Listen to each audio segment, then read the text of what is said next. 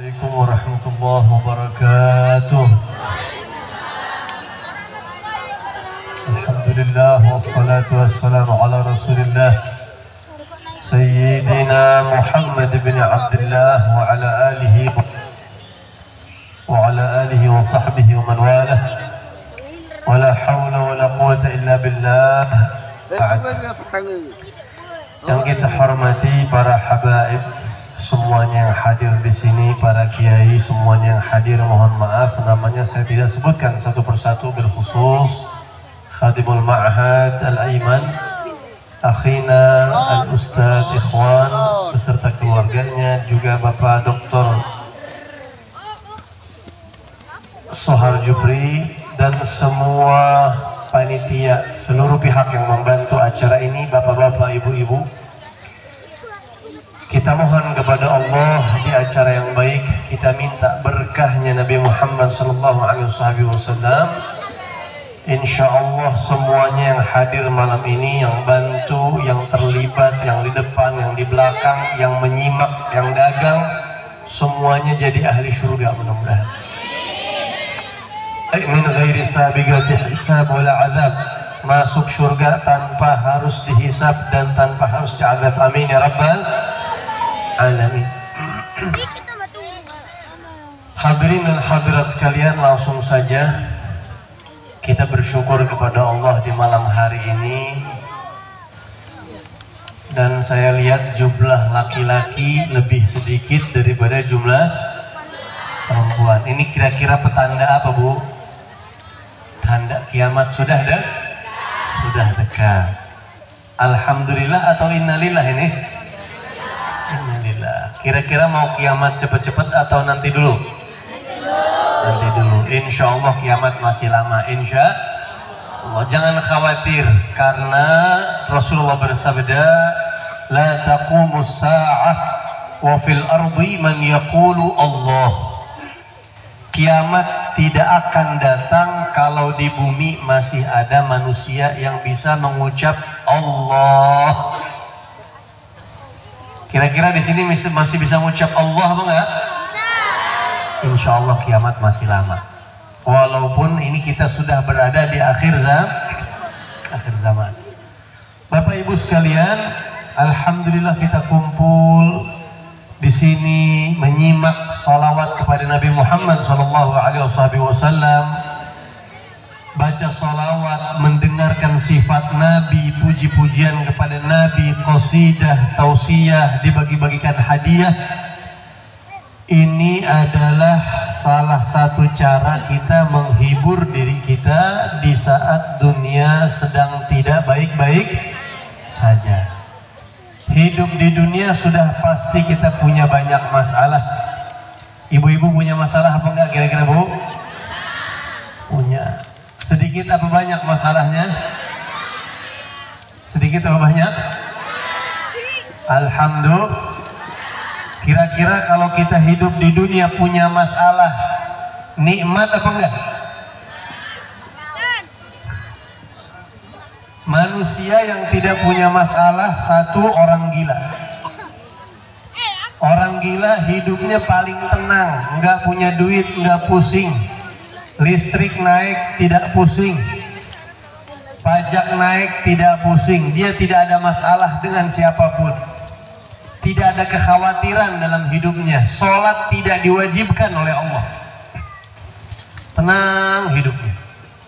Makanya nggak ada orang gila, stres, pusing tuh nggak ada. Kita di sini nggak punya masalah. Kita mungkin saya punya masalah sama si fulan, saya ada masalah sama si fulan. Ada nggak yang punya masalah dengan orang gila di sini? Nggak ada. Tidak punya musuh, hidup tanpa masalah, dan nanti di hari kiamat berpotensi masuk surga. Itu orang gila. Enak nggak kira-kira? Mau gila, Bu? Berarti kalau kita hidup masih punya masalah, berarti itu tandanya kita masih waras. Jadi kalau kita masih punya masalah, syukur, alhamdulillah. Allah kasih ujian dalam hidup, itu biasanya ada dosa yang Allah mau hapus. kita pernah berbuat dosa, kita lupa istighfar, catatannya masih rapih, Allah mau dosa itu hilang, dikasih ujian sama Allah. Nah, maka dari itu kita perlu pendingin, penyejuk hati, pelipur hara, penghibur jiwa, yaitu baginda kita Nabi besar Muhammad sallallahu alaihi wasallam. Tadi Habib Ahmad sudah cerita perang Uhud. Bagaimana di perang Uhud Rasulullah sedih karena banyak sahabat-sahabat yang gugur mati syahid. Bahkan disebutkan tidak kurang dari 70 sahabat-sahabat yang besar yang Nabi sayang, mereka gugur syahid di sana. Ada satu orang wanita di Madinah yang waktu Nabi Muhammad perang Uhud, wanita ini ayahnya ikut perang sama Nabi, kakaknya ikut perang sama Nabi atau adiknya, suaminya ikut juga perang sama Nabi, dalam riwayat yang lain anak laki-lakinya juga ikut perang sama Nabi. Semua anggota keluarganya ikut perang Uhud bersama Rasulullah. Di perang Uhud Nabi terluka. Tadi disebutkan sama Habib Ahmad, umat Islam mengalami kekalahan. Di perang Uhud pelipis Rasulullah berdarah, gigi Nabi Muhammad patah, dengkul beliau berdarah, sampai ada isu di Madinah Rasulullah meninggal dunia. Rasulullah meninggal dunia, kalang kabut sahabat, sedih. Di Madinah keadaan bergejolak, sempat itu galau karena mendengar Nabi isunya meninggal dunia. Walaupun sebenarnya tidak, itu hanya isu saja. Nah, ketika perang selesai, ada sebagian sahabat yang datang ke Madinah, kembali ke rumah masing-masing, tapi bertemu dengan ibu tadi. Dan sahabat itu bilang, ibu, isbiri wahtasibi, sabar, cari pahala dari Allah, karena bapak ibu di Uhud meninggal. Datang lagi sahabat yang lain kasih tahu, ibu yang sabar, suami ibu meninggal di perang Uhud. Datang lagi yang lain mengatakan, ibu yang sabar, saudara ibu meninggal di perang Uhud. Semua anggota keluarganya yang laki-laki yang ikut perang sama Nabi semua meninggal, tidak tersisa. Nih kita sebagai ibu-ibu bagaimana kira-kira kalau ibu-ibu misalnya pulang dari maulid dapat kabar nggak enak begitu, shock apa nggak kira-kira? Jiwanya bisa kena. Ibu-ibu sedih gak kalau dapat kabar suami ibu meninggal? Sedih gak bu? Sedih. Bapak-bapak kira-kira sedih gak kalau dapat kabar istri bapak? Senyum-senyum kayak bapak. Senyum-senyum bapak. Bahaya. Dia mau bilang sedih, enggak juga. Nah begini, kita harus sayang sama orang, sama istri kita. Sudah di sini sebutkan, ketika ini orang dikabarin semua keluarganya meninggal, ini wanita justru mengatakan kaifa halu Rasulillah, bagaimana Rasulullah. Rasulullah bagaimana? Seolah-olah dia dapat kabar, iya oke, ayah saya meninggal, oke, tapi yang saya mau tunggu-tunggu itu kabar Nabi Muhammad. Saya dapat kabar katanya Rasulullah meninggal, bagaimana kabar beliau? Semua sahabat mengatakan alhamdulillah Rasulullah baik. Dulu nih alaih, saya tidak puas cuma mendengar Nabi Muhammad baik, tunjukkan saya di mana Rasulullah, saya mau melihat Nabi Muhammad, buktikan kalau beliau betul-betul masih hidup. Dikasih tahu Rasulullah ada di satu tempat. Akhirnya ibu ini datang, dan begitu dia melihat betul Nabi Muhammad SAW, dia pandang Rasulullah SAW, wanita ini mengatakan beberapa kata-kata. Di antaranya dia mengatakan, saya tidak peduli ya Rasulullah, apapun yang terjadi saya tidak peduli. Kullu musibatin ba'daka jalalu, seluruh musibah, seberat apapun musibah, semua akan terasa ringan asal saya bisa melihat engkau. Asal ada engkau, semuanya ringan. Kisah ini kita ambil hikmah Bapak Ibu sekalian. Kita hidup di dunia pasti banyak ujian, banyak masalah. Supaya terasa ringan, hadirkan Nabi Muhammad Sallallahu Alaihi Wasallam. Bagaimana caranya? Kita mungkin belum bisa seperti orang-orang soleh yang mimpi melihat Rasulullah. Minimal kita hadir di sini, mendengarkan kisah Rasulullah, mendengarkan sifat-sifat Rasulullah. Insya Allah kalau kita hadir, kita niatkan, insya Allah akan banyak kehidupan kita yang dibereskan, dimudahkan, diringankan oleh Allah Subhanahu Wa Taala berkat Nabi kita Muhammad Sallallahu Alaihi Wasallam. Ibu-ibu sekalian, yang kedua, saya mau tanya sama Bapak Ibu sekalian, kira-kira kita mau masuk surga atau enggak? Pasti ya. Masuk surga itu kira-kira gampang apa susah? Kata siapa susah, Bu? Udah sering nyoba mungkin ya.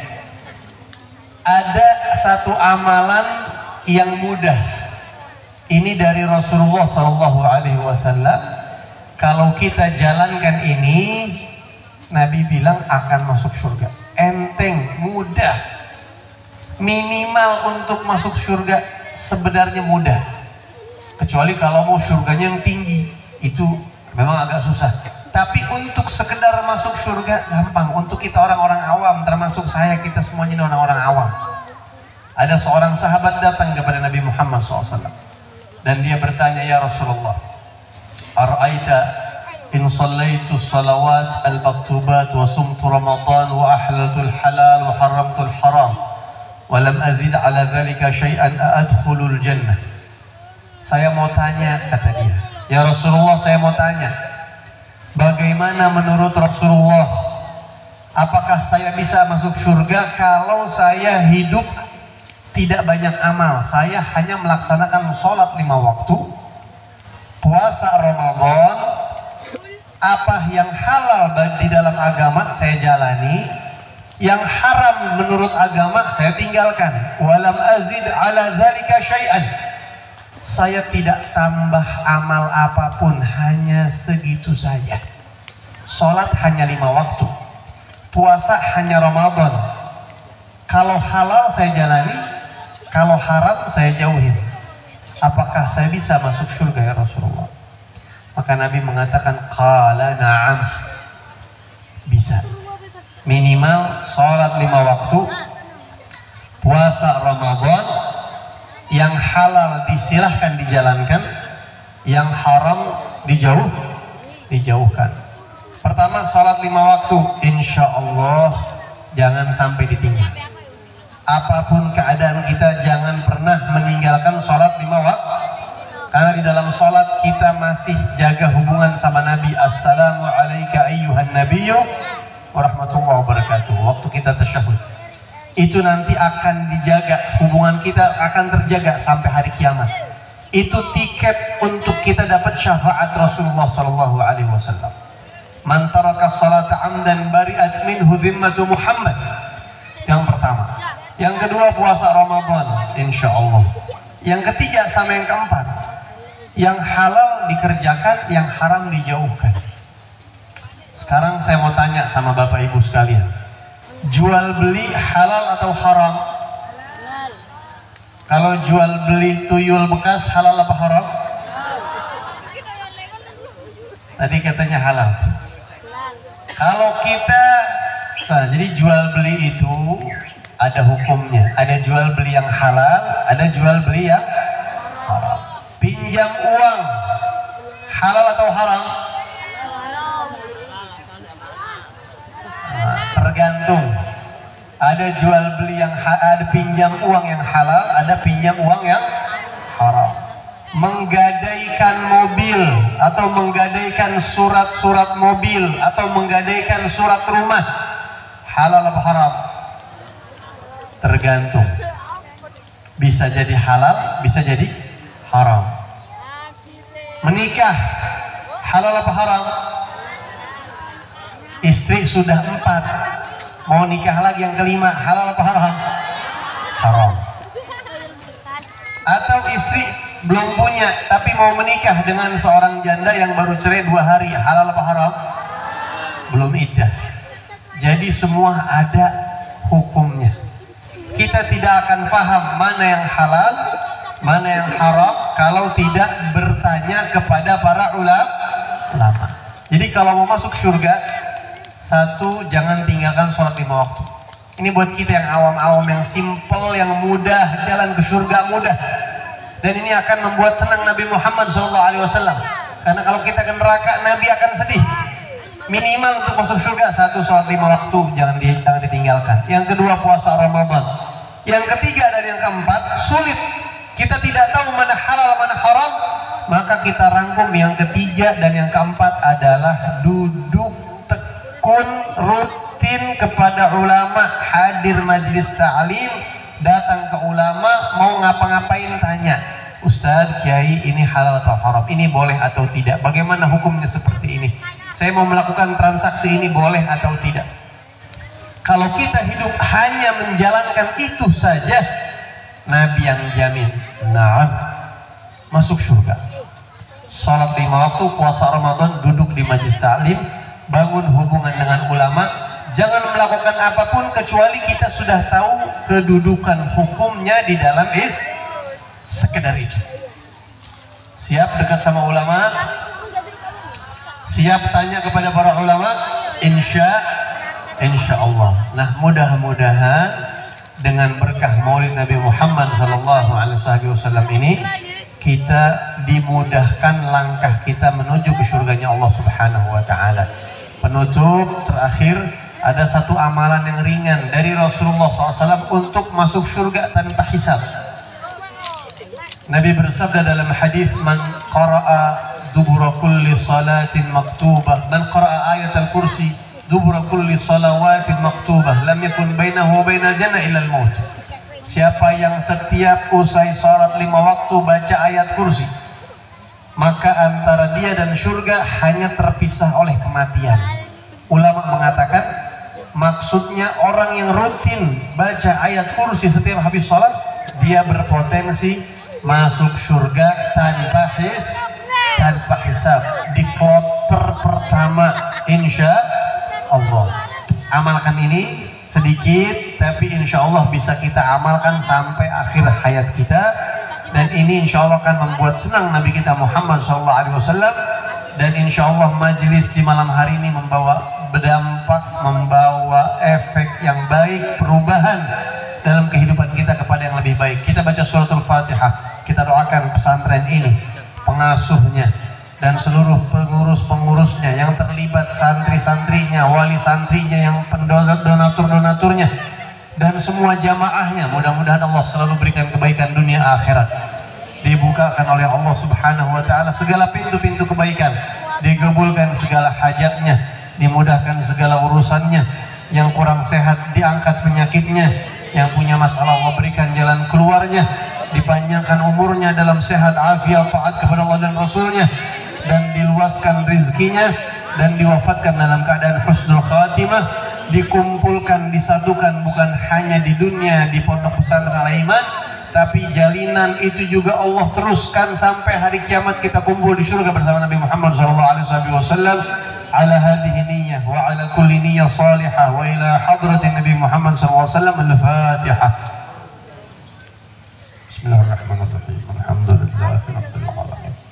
Ar-Rahmanir Rahim. Maliki yaumiddin. Iyyaka na'budu wa iyyaka nasta'in.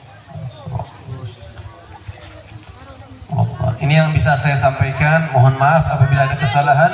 Hadani Allah wa iyyakum ajma'in wal 'afwa minkum. Assalamualaikum warahmatullahi wabarakatuh.